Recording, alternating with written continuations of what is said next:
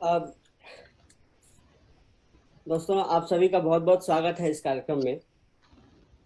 और एक बेहद महत्वपूर्ण विषय पे हम लोग आज यहाँ पे इकट्ठा हुए हैं बातचीत करने के लिए। जोशीमठ आपदा, कुछ विचार कुछ पहलू, ये हमारी आज की बातचीत का विषय या थीम आप कह सकते हैं, हमने रखा है। और इस विषय पे आज बातचीत के लिए हमारे साथ हैं अजय सुडानी जी। अ, हम सभी उनके लेखन से, उनकी यात्राओं से वाकिफ हैं। मैं उनका एक औपचारिक परिचय पढ़ना चाहूंगा। अजय जी, आपका जन्म 1961 8 अप्रैल को हुआ। अ, और आपका हम मतलब आपकी यात्राओं से सभी वाकिफ हैं। आपकी यात्रा की 4 किताबें हैं, लेकिन जिन किताबों को आज मैं आप सभी के सामने साझा करना चाहूंगा वो है एक दर्रा दर्रा हिमालय, दरख्ते हिमालय पर दर बदर, और सार्थवा हिमालय। ये वो किताबें हैं, सुडानी जी ज्यादा अच्छे से बता पाएंगे, लेकिन मुझे लगता है कि ये वो किताबें हैं जिसमें इस तरह की आपदाओं के बारे में एक पूर्वानुमान कह सकते हैं, संकेत कह सकते हैं, अजय जी ने उनकी इन किताबों में दिया है। मैं अजय जी का एक बार फिर से इस कार्यक्रम में स्वागत करता हूँ। बहुत बहुत धन्यवाद। और अजय जी से बातचीत करेंगे वरिष्ठ शोधकर्ता, कला समीक्षक और लेखक चिन्मय मिश्र जी। चिन्मय जी का कार्यक्षेत्र बहुत बड़ा है। मैं देख रहा था कि उन्होंने सर्वोदय प्रेस इंदौर में वर्ष 2006 से 2017 तक कार्यकारी संपादक के तौर पर काम किया। आपने दैनिक हिंदुस्तान नई दिल्ली के इंदौर संवाददाता के रूप में काम किया। पश्चिमी मध्य प्रदेश व अन्य स्थानों पर संघर्षरत विभिन्न जन आंदोलनों, संगठनों एवं संस्थाओं के साथ सहयोग दिया। अब तक करीब 10 पुस्तकों एवं बहुत सी रिपोर्टों का आपने अंग्रेजी में अनुवाद किया है, और लगभग 1000 से ज्यादा लेखों का आपके प्रकाशन हो चुका है। मैं चिन्मय जी का इस कार्यक्रम में हार्दिक स्वागत करता हूँ। और मैं उनसे आग्रह करूंगा कि अब वो इस बातचीत को आगे बढ़ाएं। चिन्मय जी। धन्यवाद अनुपम।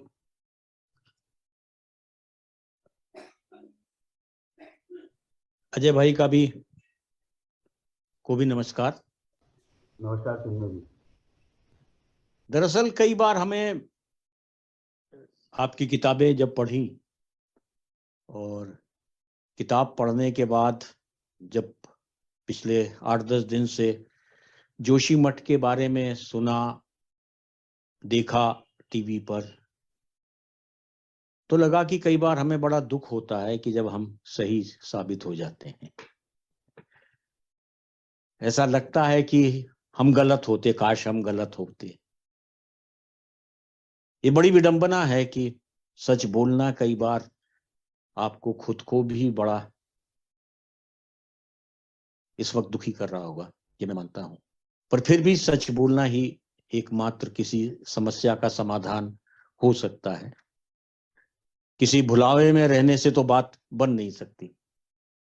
इसलिए जो आपने सोचा, किया, लिखा, वो अपने आप में बेहद महत्वपूर्ण है। और एक किताब कैसे, या किताबें आपकी जो 3 किताबें हिमालय पर हैं, वो कैसे एक दस्तावेज में बदल गई या बदल जाती हैं, ये हमारे समय की एक अविश्वसनीय सी घटना है जिसके हम सब साक्षी हैं।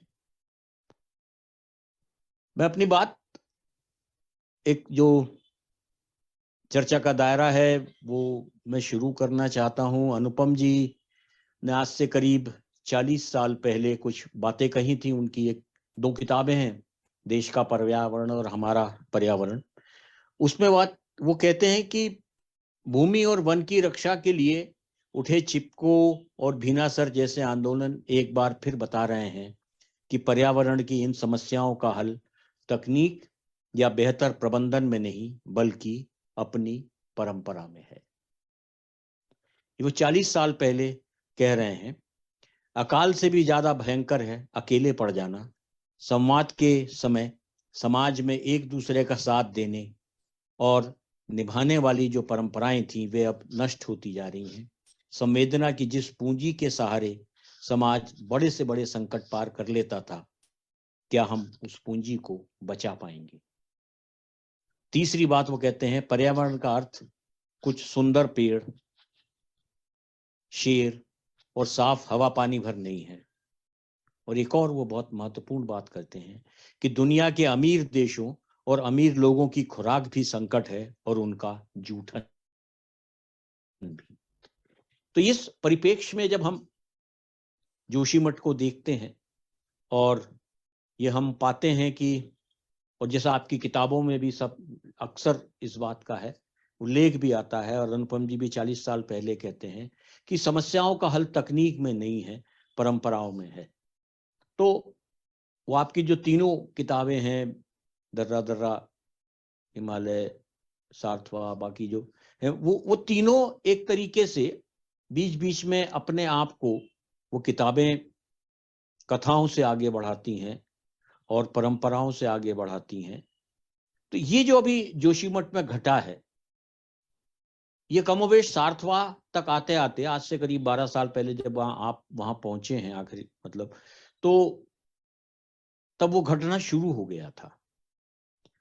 और आपने एक भविष्यवाणी की थी कि अगली बार जब आप वहां आओगे तो आपको वहां बड़े बड़े मॉल मिलेंगे, सब मिलेगा, पर उसकी जगह जो पुराना भी सब कुछ था वो ध्वंस हो गया। जो 6 मंजिली 7 मंजिली होटल हैं वो भी खत्म हो गई। तो आप कैसे देखते हैं इस पूरे, ये जो पूरा घटा है, आपके देखते देखते एक इतनी सुंदर जगह जो उजाड़ हो गई, एक पूरी परंपरा जो नष्ट होने की कगार पर है, आप कैसे देखते हैं? अनुपम जी, सॉरी, चिन्मय भैया, आपका ये जो अनुपम जी की जो बात कही है, आपने जो बोली है, वो मेरे ख्याल से जो भी मैं कहना चाहता हूँ उसका एकदम से सार है। लेकिन मैं कैसे देखता हूँ, तो मैं बहुत दुखी मन से इसको देख रहा हूँ। जैसा कि आपने कहा कि जो लिखा गया, जो लेखनी पे आया, जो मन में ख्याल आए, इच्छा, मतलब वैसा घट गया, ये कोई बहुत अच्छी बात नहीं है। लेकिन वैसा घटना कोई बहुत अलबेली बात भी नहीं है, अनोखी भी नहीं है। ये मेरे ख्याल से होना ही था। एक ढंग से जिस दिशा में सारा समाज चल रहा है, चल चुका है, वो अंततोगत्वा पर्यावरण का नाश करने की तरफ ही जाएगा, ऐसा मैंने सोचा, ऐसा मैं समझता हूँ। एक चीज़ और है चिन्मय भाई, वो ये कि मुझे लगता है कि हम लोग कुछ बातों को बहुत ही अलग मायने दे देते हैं। जैसे कि एक बात है, बाज़ दफ़ा हम लोग सुनते हैं अपने बुजुर्गों से या लोगों से कि साहब, जो हिंदू परंपराएं हैं वो तो पर्यावरण का के बहुत नज़दीक हैं, और हमारे यहाँ तो पेड़ों की पूजा करने की, नदी की पूजा करने की, पहाड़ों की पूजा करने की परंपरा है, इसलिए हम पर्यावरण प्रेमी हैं। लेकिन जब मैं विचारता हूँ तो पाता हूँ कि हम जो भी पूजाएं कर रहे हैं, जिस काल में जब शुरू हुई होगी तब की बात अलग रही होगी, लेकिन आगे चलते हुए वो सब स्वार्थवश की गई पूजाएं। हम जब पीपल पूजते हैं, या हम जब बर्ड पूजते हैं, हम जब नदी को पूजा करते हैं, तो हम उनके उस पूजा को निस्वार्थ भाव से नहीं कर रहे, हम प्रेम भाव से भी नहीं कर रहे, हम उनसे कुछ चाहते हैं। किसी चीज़ से हम स्वर्ग चाहते हैं, किसी से मोक्ष चाहते हैं, किसी से पाप मुक्ति चाहते हैं, तरह तरह की चीज़ें हम चाहते हैं। जब तक हम किसी को प्रेमवश न चाहें, तब तक हम उसकी बचाने की कोशिश नहीं करेंगे। एक किताब है हिमालय का कब्रिस्तान, उसमें लेखक ने बड़ी अच्छी बात बोली है और मानीखेज बात है, और वो ये कि हिमालय का सबसे बड़ा दुर्भाग्य है उसका देवभूमि कहना। क्योंकि जब आदमी पाप मुक्ति के लिए, पाप विमोचन के लिए वहां जाता है, तो वो पहाड़ों के प्रेमवश नहीं जाता, वो पेड़ों के प्रेमवश नहीं जाता, वो अपने स्वार्थवश जाता है। और उस स्वार्थ को सिद्ध करने के लिए अगर उसको 10 पेड़ काटने पड़े, उसको वहां पहुंचने की आसानी मिले, तो उसके लिए वो कुछ भी कर गुजरने के लिए तैयार हो सकता है। स्वार्थ ही ऐसी वस्तु जो आदमी को कुछ भी करवा सकता है। तो मैं समझता हूँ कि इसके पीछे कहीं न कहीं हमारी जो जिस ढंग से सोच को मोड़ा गया है, और आगे चल के ये सोच और भी जो विकासवादी बात आई है, पूंजीवाद की जो बात आई है, वो तो स्वार्थ पोषक चीजें हैं, निज स्वार्थ पोषक चीजें हैं, उनमें सारा मसाला ही इस चीज के लिए डाला गया है। तो वो उसने इन चीजों को और बढ़ावा दिया है। अभी अगर ऐसा नहीं है कि हिमालय में कि ये कोई विध्वंस पहली बार हो रहा है ना। एक अगर मुझे अगर याद आता है बराबर, तो कुमार संभव में कालिदास जी ने जो वाकया दिया है कि तारकासुर को जो मारना है, और जब शुरू में लोग ब्रह्मा जी के पास जा रहे हैं, सारी देवी और देवता लोग इकट्ठे होके, तो वो पूछा जाता है कि भाई ये तो मुझसे वरदान सिद्ध आदमी है, तो क्यों आप मारना चाहते हैं, इसने ऐसा क्या करा।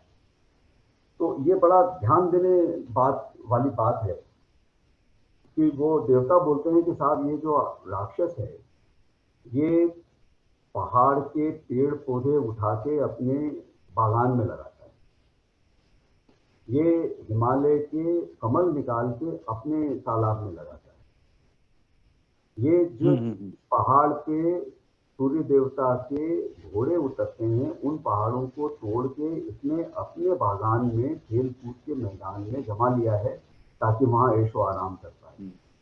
इसमें जो देवियां उतर के फूल लेती थी, सुनती थी, और भगवान जो आगे देवताओं को ले जाती थी, उन देवियों को इस ढंग से बरता है कि स्वार्थवश अब ये सब तारकासुर के ही पास जा रहे हैं सारे। देखिए, स्वर जो मुझे निकलता हुआ दिख रहा है फिल्म जी, वो ये कि चूंकि ये राक्षस हिमालय का दोहन कर रहा था, हिमालय की चीजों को उठा के निजी स्वार्थ की भोग के लिए उपयोग कर रहा था, इसलिए उसका नाश हो गया। तो ये जो बात है कि हिमालय का दोहन हो रहा है, ये तब की है जब कालिदास लिख रहे हैं। पर आप इसके साथ एक चीज और भी बड़ी महत्वपूर्ण अपनी किताब में लिखते हैं।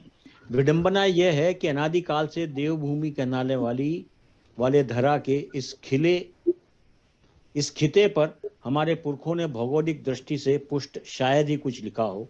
छिटपुट यदि कुछ दर्ज भी है तो कहीं उसके रूपकों ने लील लिया है, तो कभी स्थानों के निरंतर बदलते नाम बटमारी कर गए। अब उन संदर्भों को पकड़ पाना कठिन है, विशेषतः मुझ जैसे साधारण लोगों के लिए। बतौर बानगी जोशीमठ को ही लें, जिसे हम इन दिनों ज्योतिर्मठ का अपभ्रंश बताया जा रहा है। अलग कालखंडों में इसके कई जुदा नाम रहे, कभी कुनुपुर, कभी कार्तिकेयपुर, तो कभी कंधापुरी। तो ये तो तय है कि हमारे पुरखे इस बात को जानते थे कि ये बहुत बहुत ही नाजुक, बहुत फ्रिजाइल जगह है। जो आप जो कह रहे हैं उसको आप यहाँ भी उसको एक तरीके से स्थापित कर रहे हैं। और मतलब एक तरफ यह है कि उसकी लूटमार हो रही है, इस एक व्यक्ति दूसरा कर रहा है, दूसरी तरफ जो व्यापक समाज है वो इसको जानता है कि ये बहुत नाजुक जगह है, कमजोर जगह है। और अभी मैं इसके बाद ही कहीं पढ़ रहा था तो किसी ने कहा है कि जब हम लोग पुराने बुजुर्ग लोग कहते थे कि जब पहाड़ों में जाओ तो वहां जोर से खांसना भी नहीं, इतनी नजाकत वाली जगह है। जब वो इतनी नजाकत और इतनी ऐसी जगह है, नाजुक जगह है, और जैसा मैं ये भी देख रहा था आपका कि दर्रा दर्रा हिमालय में, तो मैं पढ़ते हुए तो दर्रा के दो अर्थ भी निकलते हैं। एक तो दो पहाड़ों के बीच से कुछ निकल रहा है दर्रा, और दूसरा ये है कि दर्रा उसको दर्रेदार कर देना, रेशे दानेदार कोई चीज है। तो क्या आप हिमालय को दानेदार करके उसको खत्म करके बिल्कुल मतलब टुकड़े टुकड़े उसको विच्छिन्न कर देना, दर्रा वो भी है कि ऐसा जो कोई जिस किसी को पीस दिया गया हो ऐसी कोई चीज, वो भी दर्रा है। तो ये बात बड़ी अजीब सी है कि जब एक ऐसा व्यक्ति जिसको हम बहुत लेमेन आज की भाषा में कहा जाता है, उसको समझनी है, और हमारे पास IIT रुड़की जैसा एक संस्थान वहां बगल में है ना। तो अभी IIT रुड़की के सारे लोग वहां भेजे जा रहे हैं कि वो देखें कि क्या हो रहा है, जबकि सारे जितने बांध बने हैं उनका बेसिक DPR तो रुड़की और उनके वैसे ही लोगों ने बनाया है। तो ये कैसे हुआ कि जो अनादिकाल से जो पिछड़े लोग कहला रहे थे वो उसकी पूरी भूगर्भीय जो परिस्थिति है उसको इतनी अच्छी तरह से जानते थे, और नए लोग जो हैं वो उसको नहीं जानते हैं? और कैसे, क्योंकि आपने इसको महसूस किया है, ओली को लेकर के जो आपने प्रेडिक्शन किए थे वो सही हुए हैं, आगे भी सही है। तो ये जो नया पूरा तकनीक हमारे सामने आई है, इस तकनीक की वजह से बजाय कोई निर्माण होने के लगातार विध्वंस हो रहा है, इसको कैसे देखते हैं? इमेजिन मैं वापस अपनी बात, पहले वाली बात जो मैंने बोली थी उसको दोहराऊंगा। मूल मसला है प्रेम का। तकनीक हमको उपयोग और उपभोग करना सिखाती है। विज्ञान ज्ञान देता है, और ज्ञान के मायने, विज्ञान के मायने वो नहीं है कि वो किताब में जो छपा है वही विज्ञान है। तो प्रेम वाली जो बात है, जो पुराने लोग जो थे वो प्रेम करते थे। जैसे आपने एक परंपरा की बात करी अनुपम जी, तो कुछ परंपराएं मैं बताऊं जो यहाँ के लोग बरतते थे और आज भी बरतते रहे हैं। जब तक मैं शुरू में, जब 2001 से मैंने चालू करा, तो मैंने देखा कि अगर आप बुग्याल वो जगह होती है जो पहाड़ों में 10,000, उत्तराखंड में 10,000 फीट के ऊपर मिलती है, और पहाड़ों में बड़े मैदान हैं, घासिया मैदान है। बुग्याल को वहां ये लोग जब जाते हैं तो जूते उतार के जाते हैं। वो जूते सहित नहीं चलते। मैंने पूछा क्या ये कोई देवी बात है कि आप उसको देवी देवता मान रहे हैं इसलिए आप उस पर जूते चप्पल पहन के नहीं जा रहे? उन्होंने कहा नहीं, ये घास जो है यहाँ पे ये दब जाएगी, ये खराब होगी, और उससे हमारा काम नहीं, मतलब हमारा आगे का हमारा नुकसान होगा। दूसरी चीज ये है कि अगर इनके गांव में एक, हम लोग अधिकांश तो बोल देते हैं ना, ये कुछ चीजें जो हैं ये बड़ा हमको गफलत में डालती है। मैं तकनीक की बात पे आऊंगा, लेकिन उसके पहले का एक मैं भूमिका आपको बता दूं। वो ये कि जैसे हम लोग हमेशा सुनते हैं कि गांव वाले या जंगल के अंदर रहने वाले या वनवासी, भले वो जंगल कहीं के हों, अबूझ माड़ के हों या कहीं के हों, वनवासी लोग जंगलों का बड़ा दोहन कर रहे हैं, उन्हीं के कारण जंगल खराब हो रहे हैं। ठीक है, हम लोग हमेशा सुनते हैं, ये आक्षेप सुनते रहता है, और इसी बहाने उनको बाहर खदेड़ा जाता है। बहाना शब्द को मैं रेखांकित करना चाहूंगा। उनकी एक परंपरा आप सुनिए। मैं यहाँ था गंगोत्री के पास एक गांव है, जो आपने गंगोत्री की तरफ गए हो, उन्होंने एक तप्त कुंड है, तप्त कुंड के ऊपर एक रास्ता जाता है। तो उस गांव में मैं गया, और वहाँ जब कुछ दिन बिताए तो मालूम पड़ा कि अलबत्ता गांव में लोग लकड़ी का उपयोग कर रहे हैं, लेकिन जो पेड़ हैं वो जब लोगों को जरूरत होती है तो वो वहाँ का जो ग्राम सभा है उसके पास जाते हैं कि हमको पेड़ की जरूरत है। जो मरे हुए पेड़ हैं उनको चिन्हित करा जाता है, और पेड़ को अगर काटने की जरूरत पड़े तो उसके पहले उसकी पूजा करी जाती है, और बकायदा उससे माफी मांगी जाती है। और यही परंपरा हमने यहाँ नर्मदा के इलाके, नर्मदा घाटी में भी है, यही परंपरा और भी वनवासियों में। हाँ, अफ्रीका तक में यही स्थिति है। अनावश्यक पेड़ की एक टहनी उठा के वो नहीं लेके आते। अब ये जो तकनीक की जो बात आपने कही है, तकनीक जो मैंने कहा, अगर आपको ये बोला गया कि यहाँ बांध बन सकता है या नहीं बन सकता, आप इसके बारे में विचार करके एक रिपोर्ट दीजिए।